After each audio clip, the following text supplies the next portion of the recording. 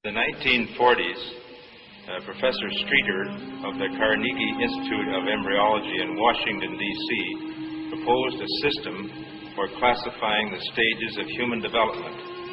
His system arranged human embryos in 23 numbered stages based on their differences in appearance. The Carnegie system of classification was used around the world until the 1970s, when a more refined system was proposed by Dr. Ronan O'Reilly of the Carnegie Institute of Embryology, now in San Diego, California.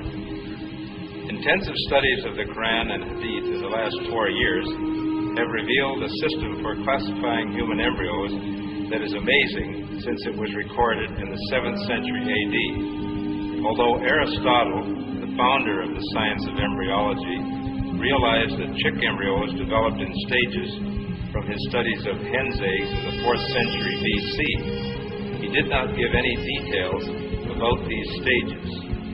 As far as it is known from the history of embryology, little was known about the staging and classification of human embryos until the 20th century.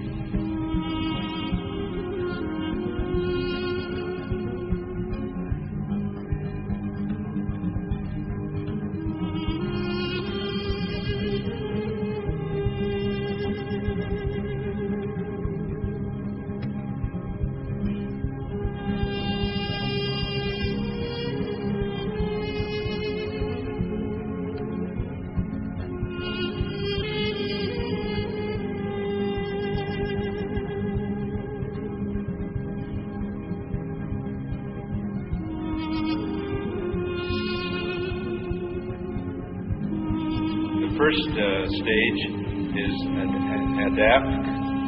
You'll have to apologize my pronunciation. This is from Surah Tariq 6. He is created from a drop emitted. This Arabic term refers to the forceful emission of fluids which occurs during ejaculation in the male and ovulation in the female.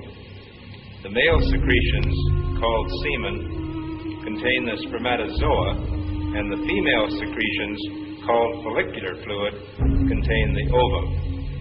This is the stage of fertilization and the nutfa, and after this is what we call the zygote, referred to in the Quran as the nutfa, and the nutfa undergoes division, which we call cleavage, as it passes down the uterine tube. So these are the stages of the nutfa here as it undergoes cell division. Embryology is a branch of science that studies the development of embryos in the mother's womb. Until very recently, embryologists assumed that the bones and muscles in an embryo developed at the same time. For this reason, for a long time, some people claimed that these verses were in conflict with science. Yet, advanced microscopic research conducted by virtue of new technological developments has revealed that the revelation of the Quran is word by word correct. These examinations at the microscopic level showed that the development inside the mother's womb takes place in just the way it is described in the verses. What was known about the staging and classification of human embryos until the 20th century. For this reason, the descriptions of the human embryo in the Quran cannot be based on scientific knowledge in the 7th century. The only reasonable conclusion is that these descriptions were revealed to Muhammad from God.